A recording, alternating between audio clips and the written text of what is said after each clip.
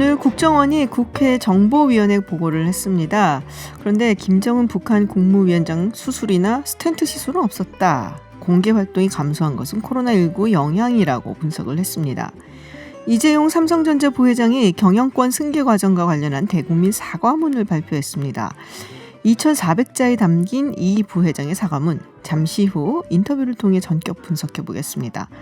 정부가 2022년까지 서울 도심에 총 7만 호의 주택을 지을 수 있는 부지를 추가로 공급할 예정입니다. 수도권 집값 안정 기조에 쐐기를 받겠다라는 의지로 보이는데요. 잠시 후 서울타임즈에서 전해드리겠습니다. 김지훈의 이브닝쇼 시작합니다.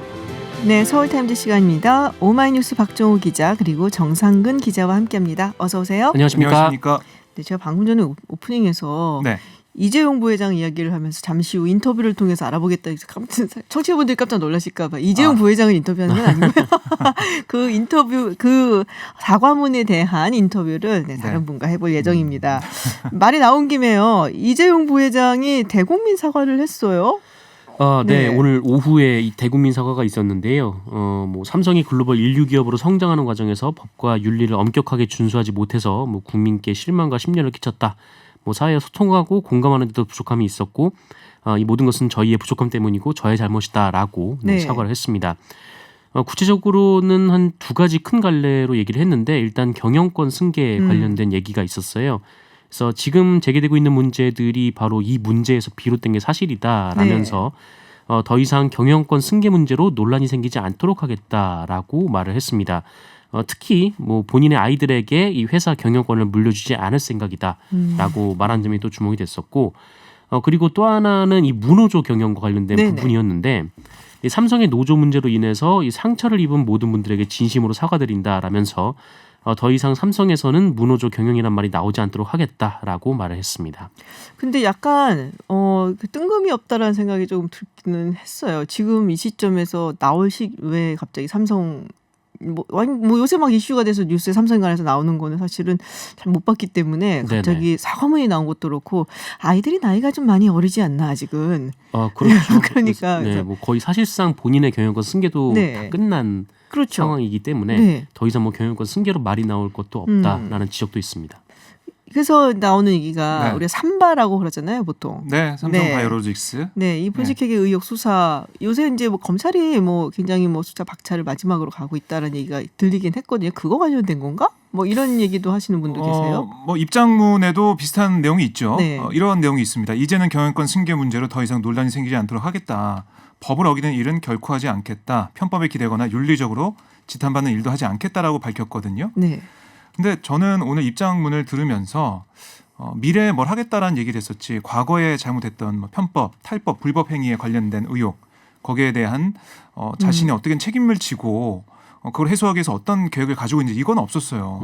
그걸 보면서 이게 정말 알맹이가 빠진 사과문이다 이런 생각을 했거든요. 그러니까 이 삼성바이오로직스 분식회계 의혹 수사가 정점을 향하게 가면서 검찰이 이재용 이 부회장을 소환 조사할 가능성이 큽니다. 근데 오늘 입장문을 보면 그동안 이런 승계 의혹 문제에 대해서 직접 언급하지 않았지만 삼성바이오 분식회계가 제일모직과 삼성물산 합병 과정에서 이 부회장의 이 삼성 그룹 지배력 강화를 위해 이뤄졌다는 의혹이 있잖아요. 그러니까 포괄적으로 사과했다라고 볼 수 있다라는 지적도 있는데 저는 이게 정말 사과고 잘 바로 잡히려면 검찰이 해야 할 일이 있다고 봐요.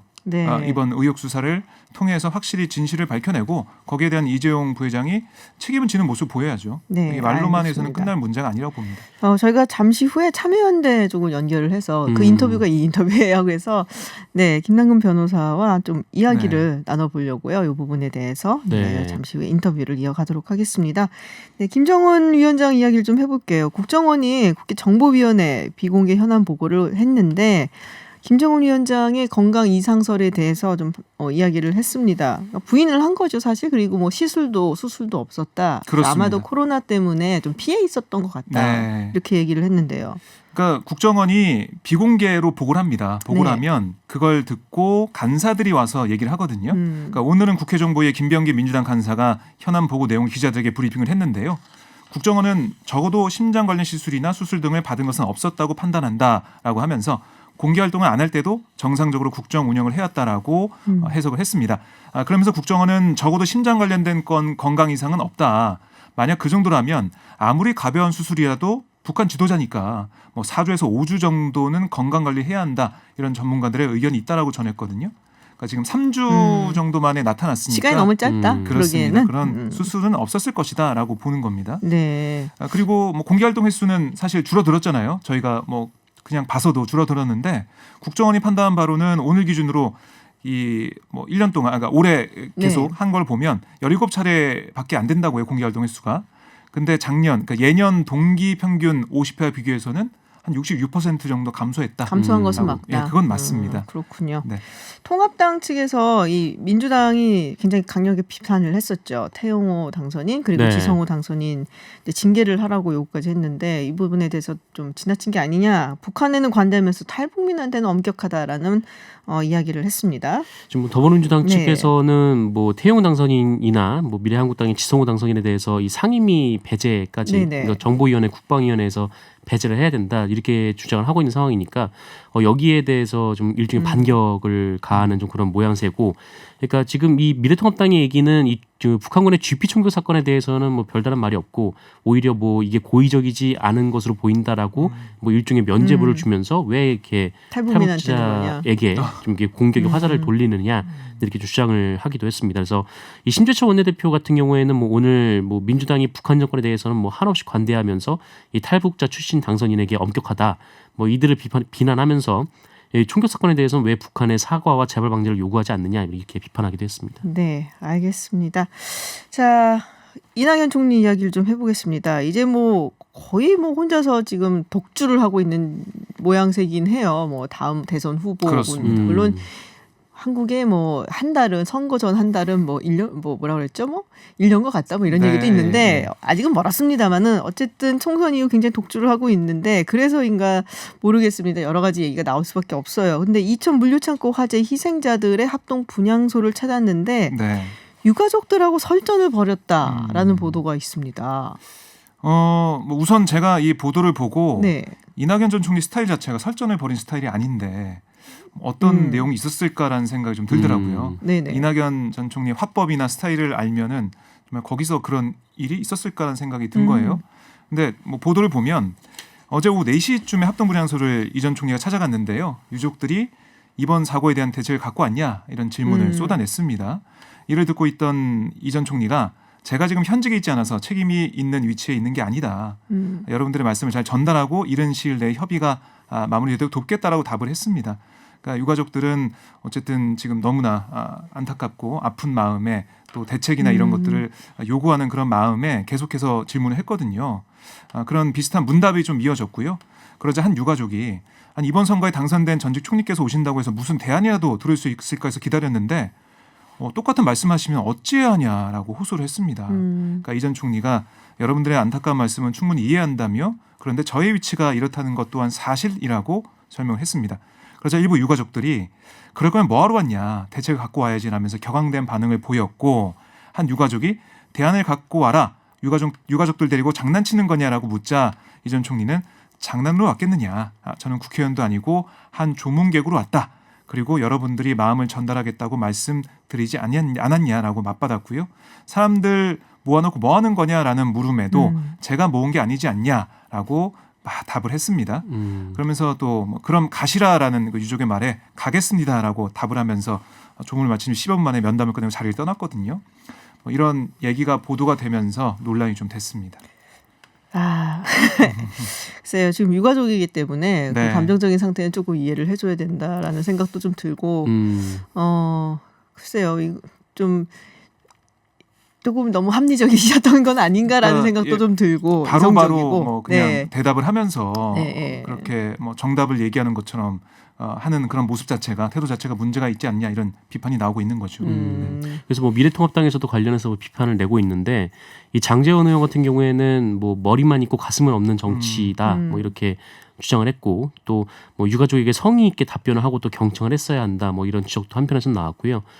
그리고 뭐 미래한국당에서는 뭐 대통령 코스프레만 하고 있다 이렇게 비판하기도 했는데 근데 뭐 반면에 뭐 어떤 뭐 한국경제 관련 기사 보니까 그 이낙연 총리가 뭐 자신의 권한밖에 얘기를 할 수 없는 상황이지 않았나 좀 이렇게 얘기를 하는 측도 있긴 하더라고요. 근데 어쨌든 그 이낙연 총리가 관련해서 뭐 기자들을 만난 자리에서 뭐 유가족의 슬픔과 분노를 좀 이해한다라면서 뭐 본인의 수양 부족이다 이렇게 답을 하기도 했습니다. 그러니까 보통 이제 그런 거 있거든요. 누군가가 나의 이야기에 솔루션을 내놓기보다는, 그러니까 해결책을 내놓기보다는 그냥 들어주고 공감해주기를 바라는 경우들이 있거든요. 네. 근데 아마도 이제 가족을 잃은, 또 친지를 잃은 유가족의 심정이 그러지 않았을까라는 생각을 조금 해봅니다. 네. 이낙연 전 총리도 이번에 좀 네. 많이 돌아보고 성찰했을 것 같아요. 제가 봤을 때는. 그러니까 유가족들의 그 얘기를 들어주고 공감해주는 그런 게 더 필요하지 않았나 이런 생각도 듭니다. 네, 통합당 원내대표 경선이 사흘 앞으로 다가왔습니다. 출마 포기하신 분들이 많아요? 네, 김태흠, 이명수 의원은 출마를 포기했습니다. 공교롭게도 두 후보자 모두 충남 지역 의원인데요. 이명수 의원은 충남 아산 갑 지역의 4선, 김태흠 의원은 충남 보령 서천 3선 의원이죠. 이명수 의원은 저 개인의 부족함과 지역주의 한계를 극복하지 못하고 원내대표 출마 의사를 철회하게 됐다라고 밝혔고, 김태흠 의원은 저의 부덕의 소치로 이만 출마에 대해서 접고자 한다라고 얘기를 했습니다. 그러니까 들어보면 두 의원 다 런닝메이트인 정책의장을 구하기가 힘들었다고 해요. 그러니까 짝이 있어야 나가는데 네. 짝이 없어서 결국 못 나간 게 아니냐 이렇게 좀 볼 수가 그럼 있습니다. 누가 남은 거죠 지금? 이제 양강구도죠. 네. 이 통합당 이 주호영, 네네. 이종배 조가 있고 네네. 권영세, 조혜진 조가 아하. 남았습니다. 양강구도로 치러지게 됐고요. 보면 지역도 그러네요. 대구 경북 플러스 충청권, 수도권 플러스 예. 이 뭐 경남 PK 지역이라고 예. 볼 수 있는 조혜진 의원 뭐 이렇게 해서 대결 구도가 좀 뚜렷하게 보이는 상황입니다. 근데 제가 볼 때는 기자들이 얘기할 때는 주호영 의원이 좀 유리한 게 아니냐 이렇게 좀 얘기는 하고 있어요. 왜냐하면 21대 당선인 가운데 가장 많은 표가 영남권 의원이지 않습니까? 아 그렇죠. 예, 59명이 70.2%가 몰려 있습니다. 주호영 의원이 유리할 거라고 보고 있는데, 또 한편에서는 당내 최대 지분을 차지하는 초재선 의원 60명이거든요.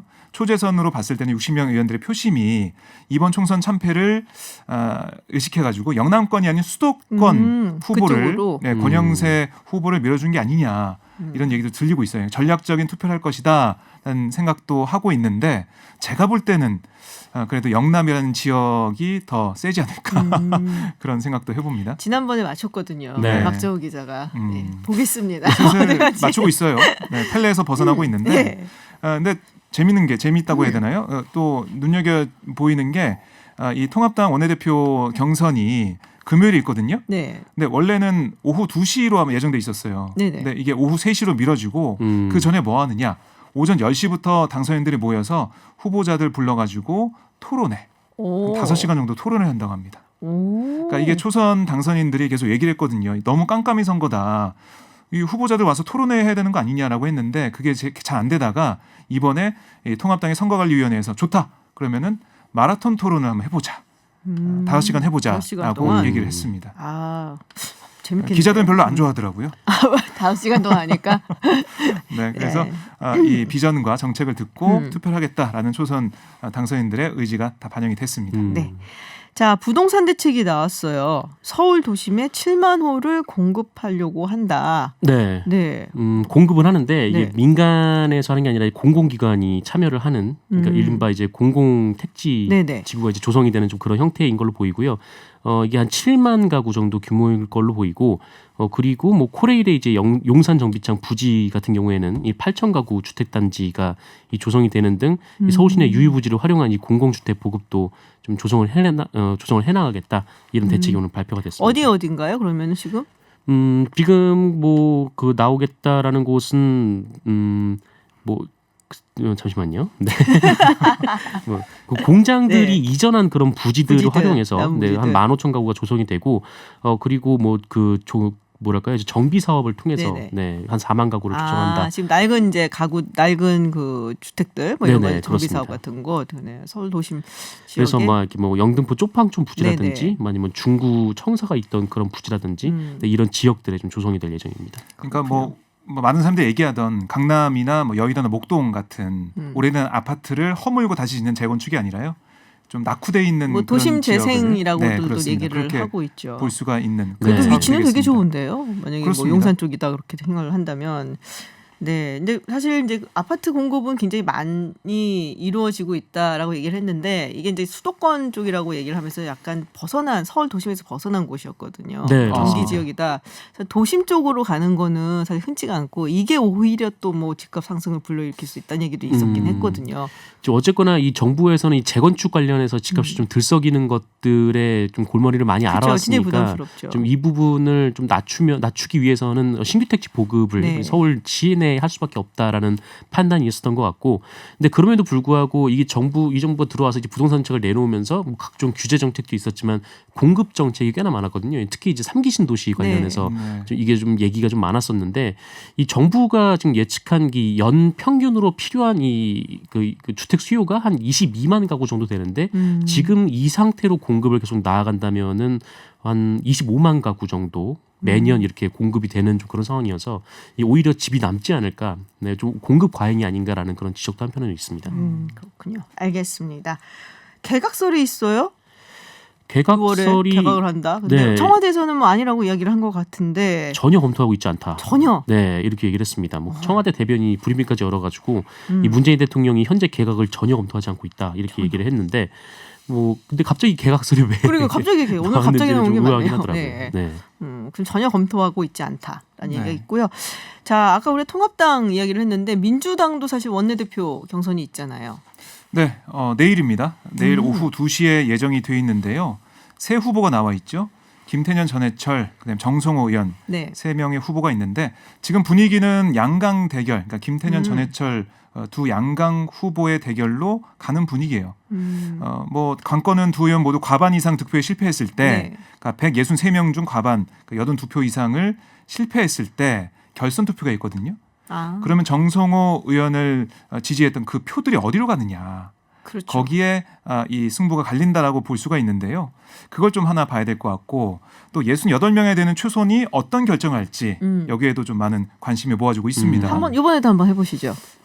저는 김태년 의원이 좀 유리하지 않을까라는 생각을 하고 있는데요. 왜냐하면은 이른바 뭐 당권파 후보라고 볼 수가 있는데 왜 적으세요? 적어두시는 건가요? 김태년, 주호영 이렇게 적어놨어요. 네. 부인하지 못하게. 네. 그러니까 초선 의원들이 사실 이번에 그 대표단과 네. 당직자들의 도움을 많이 받았잖아요, 사실. 뭐 그런 것들이 작용했을 것 같다는 생각도 들고요. 김태년 의원이 지난번 이인영 대표한테 떨어지고 난 다음에 절치부심 많이 했다고 합니다. 아하. 이미지도 좀 많이 바꾸려고 하고 부드럽게 사람들 좀 대하기도 하고 이런 모습 보여서 잘해줬나 봐요. 그런 부분이 부드럽게. 있고요. 이 초선 의원한테는 굉장히 좀 매력적인 공약을 하나 내놓으셨더라고요. 네. 상임위를 좀 우선 배정하겠다. 초선들을 오, 줄이고. 그건 최고인데? 슬로건이 초선이 먼저다. 초선이 먼저. 슬로건을 내세웠는데, 물론 전해철 의원도 지금 스킨십을 강화하면서 초선 의원들 맨투맨으로 뭐 계속해서 지지를 호소하고 있습니다.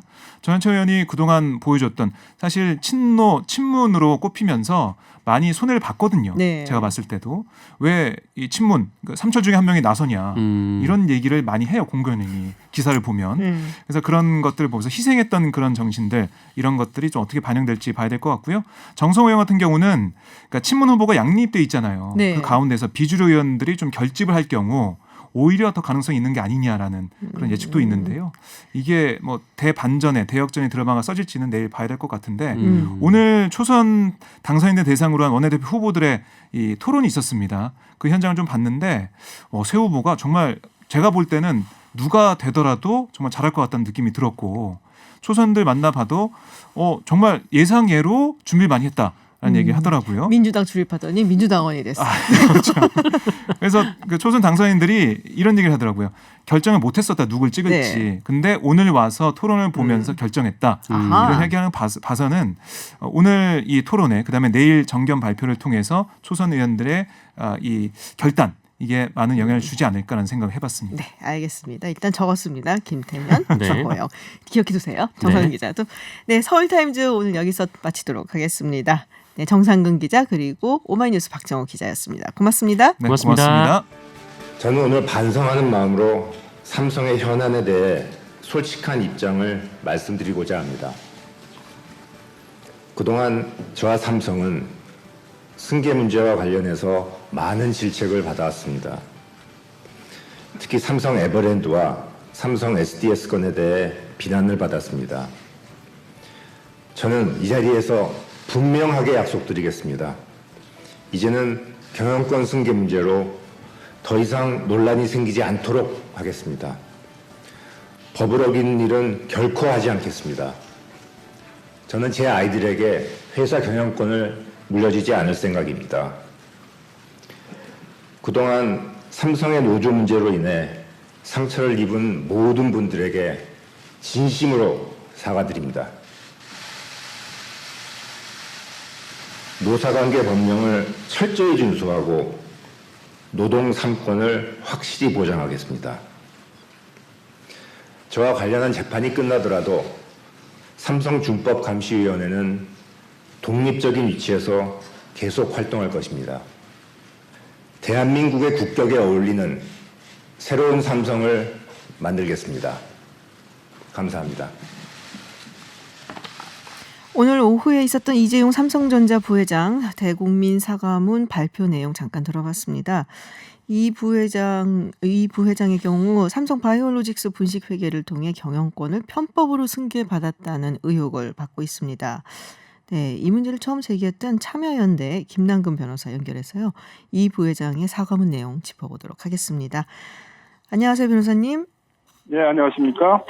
네, 이재용 부회장 사과문 내용 먼저 좀 이렇게 좀 자세히 짚어보기 전에요. 일단은 변호사님께서 오늘 사과문 어떻게 보셨는지 좀 총평을 조금 부탁드리겠습니다. 사과문의 내용을 보게 되면 앞으로는 법을 어기지 않겠다. 네. 앞으로는 삼성의 무노조 경영 같은 것들이 없도록 하겠다. 뭐 이제 이런 앞으로 어떻게 하겠다는 다짐을 추상적으로 하는 내용들은 많이 나오는데 네. 막상 그러면 구체적으로는 어떻게 하겠다. 앞으로는 그러면 삼성이 준법 그 시스템을 정확히 지키도록 하겠다. 그런다면 어떤 방식으로 어떤 내용으로 그런 이제 준법을 이뤄내도록 하겠다라는 그런 구체적인 콘텐츠가 없어서 너무 추상적인 다짐으로만 좀 되어 있는 것이 아닌가 이제 그런 생각이 들었습니다. 네, 뭔가 좀 구체적인 내용보다는 좀 추상적인 다짐이다. 앞으로 뭐 어떻게 하겠다라는 내용으로 중심되어 있었다. 조금 기대에 못 미치셨다라는 얘기 같아요.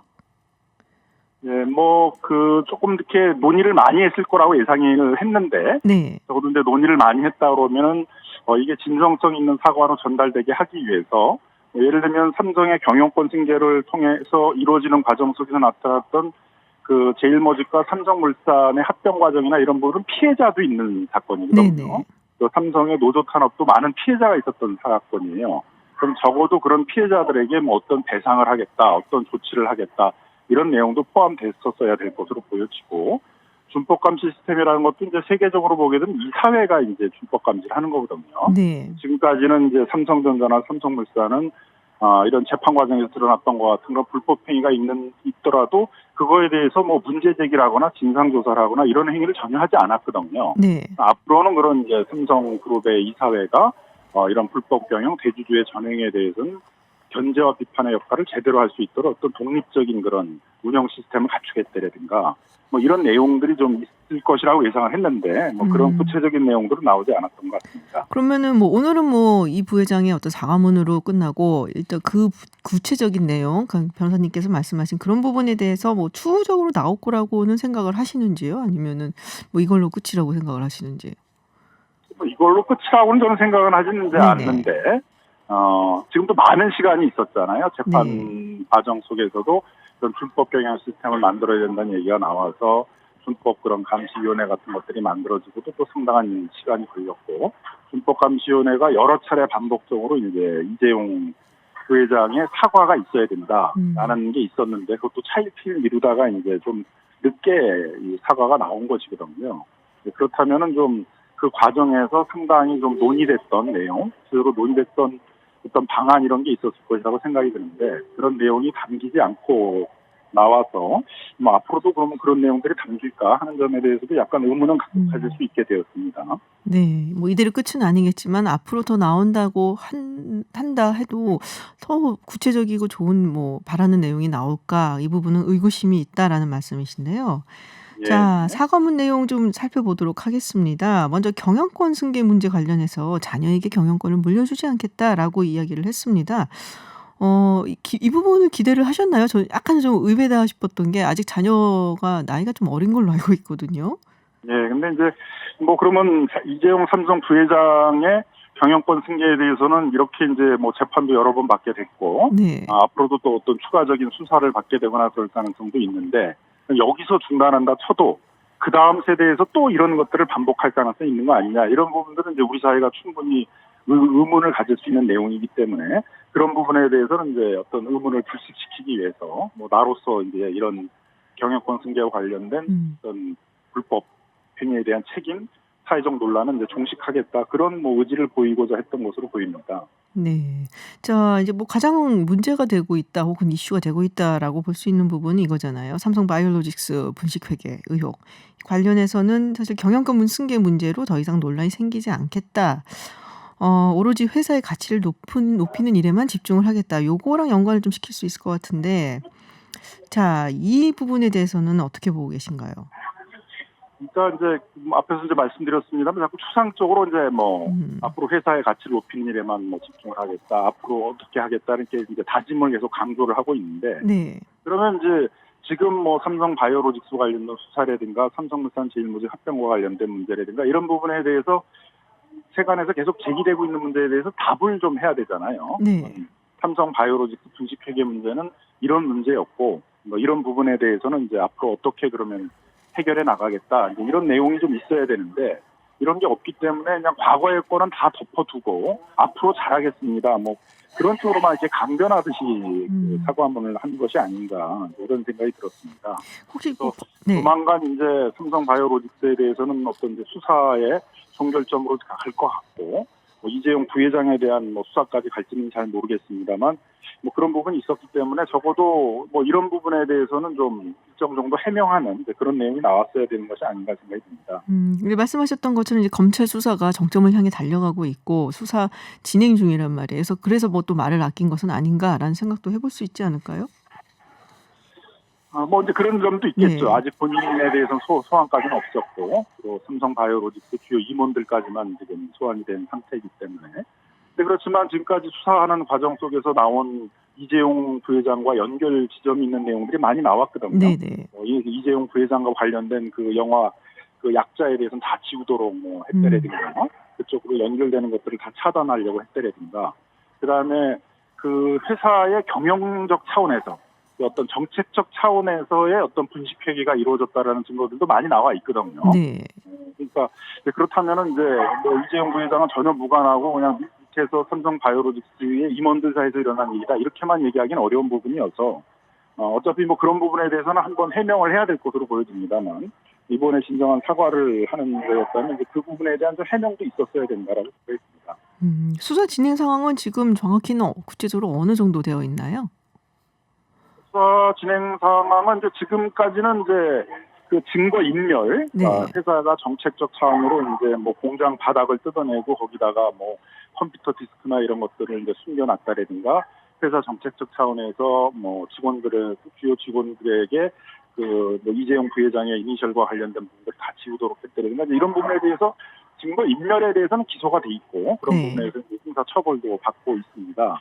그런데 막상 이 삼성 바이오로직스의 분식회계 문제에 대해서는 주요 임원들이 많이 소환이 됐었는데, 최근에 이제 뭐 다른 수사에 좀 이 수사를 담당하는 이제 그 검찰이 집중을 하다 보니까 이제 수사가 좀 많이 진척이 못 됐습니다. 그러다가 최근에는 이제 관련 임원들을 한꺼번에 소환을 하고 있어서 아마 수사를 마무리하려고 하는 것들이 아닌가, 이제 그런 문제들이 제기되고 있습니다. 네.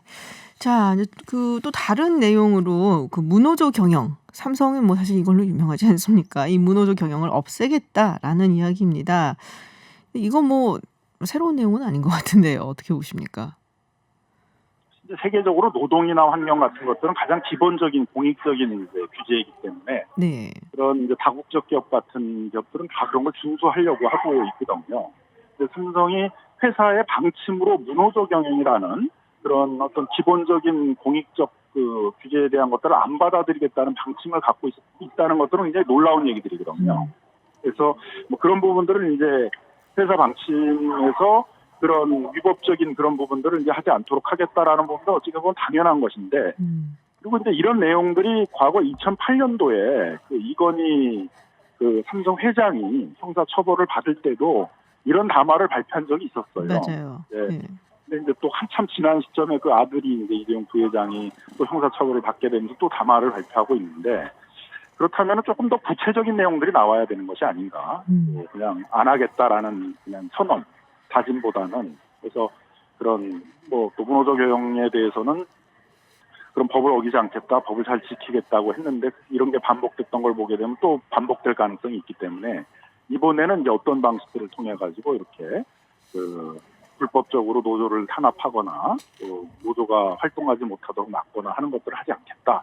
그런 것들을 좀 얘기했었어야 되는 게 아닌가. 그리고 그런 거에 대해서 피해를 많이 봤던 노동자들에 대해서는 이제 앞으로 어떻게 배상을 하겠다, 뭐 어떻게 그분들을 뭐 대처를 하겠다, 조치를 하겠다, 이런 내용들이 좀 있었어야 되는 것이 아닌가 생각합니다. 네. 요즘 삼성이 또 글로벌 기업이잖아요. 그래서 세계에서 이 기업 이미지라는 것도 사실 있을 수밖에 없는데 이렇게 문호조 경영이 자꾸 드러나면서 이야기가 되고 또 논란이 되면은 삼성 입장에서도 뭐 그렇게 썩 반가운 일은 아니지 않을까라는 생각이 좀 들기도 그러니까 합니다. 이 준법 경영이라는 게 네. 사실은 이재용 부회장이 형사처벌을 면하려는 목적으로만 해서는 안 되고 이미 그 세계적으로 다국적 기업들에 대한 이 부패 범죄에 대한 그 처벌이 강화되고 있거든요. 네. 미국 같은 경우는 해외 부패 방지법을 만들어서 그 미국 법인이 아니고 또 미국에서 일어난 부패 범죄가 아니더라도 미국과 경쟁하는 그런 다국적 기업이 해외에서 일으킨 부패 범죄에 대해서도 수사를 해서 처벌을 하고 있거든요. 네네. 독일의 지멘스라는 재벌이 그렇게 해서 이제 처벌을 받았는데요. 미국에서 주권을 발행하거나 미국에 지사를 두고 있는 다국적 기업이 해외에서 부패한 행위에 대해서도 미국은 이제 그 처벌할 수 있는 그런 근거 규정을 만들고 있습니다. 그런 점에서 본다면은 그 삼성이 세계적 경영을 하기 위해서도 이런 부패 범죄라든가 세계적인 보편적인 어떤 그 기준으로 받아들이고는 환경이나 노동 이런 부분에 대해서는 적극적으로 준수하려는 그런 경영 시스템을 만들어야 된다고 생각합니다. 네. 자, 삼성 준법감시위원회 이제 또 다른 내용이 이 삼성 준법감시위원회의 독립성을 부여하고 중단이 없게 하겠다라는 이야기였습니다. 이 준법감시위원회에 대해서 조금 생소하신 분들도 있을 것 같은데 짧게 좀 설명을 해주시죠. 뭐 준법 감시를 하는 건 원래 회사법 체계에서는 이사회가 하는 것이거든요. 네네. 그리고 이제 세계적인 기준은 그 경영 임원하고 이사회가 분리가 되는 거예요. 그래서 이제 미국이나 이런 회사를 보게 되면 이사회 의장이 따로 있습니다. 대표이사와 분리돼가지고. 그래서 이사회는 경영에 참가하지 않으면서 그 경영 임원에 대한 그 견제와 비판의 역할들을 하는 것이거든요. 거기서 불법 경영이라든가 뭐 정관에 위반되는 위법한 경영이라든가 이런 것들을 견제하게 되어 있는데 일단 이사회 밖에다가 준법감시위원회를 만들어서 하겠다라는 것 자체도 좀 이게 좀 진정성 있는 것인지 그런 좀 의문을 가질 수가 있고요. 좀 더 진정성이 있었다면 아마 올해 주총, 3월에 주총에서 삼성전자, 삼성물산 이런데 그런 대주주의 영향력에서 조금은 독립적으로 비판과 견제를 할 수 있는 그런 이사들을 뭐 국민연금이라든가 밖에 있는 연기금이라든가 이런 부분에 추천을 받아서 선임하는 그런 좀 것이 있었어야 되는 것이 아닌가 생각이 듭니다. 그래서 삼성은 이제 그런 이사회 자체 내에 그런 준법 시스템을 도입하는 것이 아니라 그 밖에다가 그 위원회를 두고 있는 거기 때문에 잘못하면 뭔가 이렇게 보여주기식으로 준법 경영을 하기 위해서 이런 여러 가지를 노력하고 있다라는 걸 그냥 보여주기식으로 하려다 끝나는 거 아닌가. 그런 좀 우려도 좀 나올 수 있는 것이죠. 처음에 이제 생길 때 그런 얘기들 많았잖아요. 좀 이건 뭐 보여주기다. 시민단체 측에서도 많이 비판을 했었고 이건 뭐 있으나 마나다라고 했는데 지금까지 활동을 보면 어떻게 평가를 하세요? 준법감시위원회가 그 뭐 이재용 회장의 이제 일단 사과를 해야만 준법감시위원회의 어떤 운영에 대한 진정성도 사회적으로 인정받지 않겠느냐라는 점 때문에 이제 그 뭐 작년 말 올해 초서부터 이재용 부회장이 사과를 해야 된다 그런 것들을 이제 여러 차례 얘기를 했던 것으로 알고 있습니다. 근데 이제 그런 걸 아마 받아서 좀 늦었지만은 이번 이제 사과를 하게 된 것으로 보여지는데 뭐 어쨌든 이재용 부회장이 내가 말뿐으로 준법감시위원회를 만든 게 아니고 재판에서의 어떤 집행유예를 받기 위해서 준법감시위원회를 만든 게 아니라 진정성 있게 삼성그룹의 준법감시 시스템을 만들기 위해서 하는 것이다라는 것들을 제일 기초적인 거는 이제 어떻게 보면 보여준 거니까요. 이걸 말뿐으로 끝나지 않게 시스템적으로 하려면 이사회 산하에다가 준법감시위원회를 두고 이사회가 준법감시를 하는 그런 체계로 나가야 될 것입니다. 네, 알겠습니다. 네, 오늘 말씀 잘 들어봤습니다. 네, 지금까지 김남근 변호사와 이야기 나눴습니다. 고맙습니다. 예, 감사합니다. 네, 잠시 후 3부에서는 코로나19로 인해 비대면 기술이 각광을 받으면서 언택트 시대에 대한 기대감이 커지는 것과 관련해서요. 최재봉 성균관대 교수와 함께 포스트 코로나 특별기획 4탄 빨라진 4차 산업혁명 인류의 미래는 이라는 주제로 이야기 나눠보겠습니다. 저는 잠시 후 7시 김지은의 픽으로 돌아오겠습니다.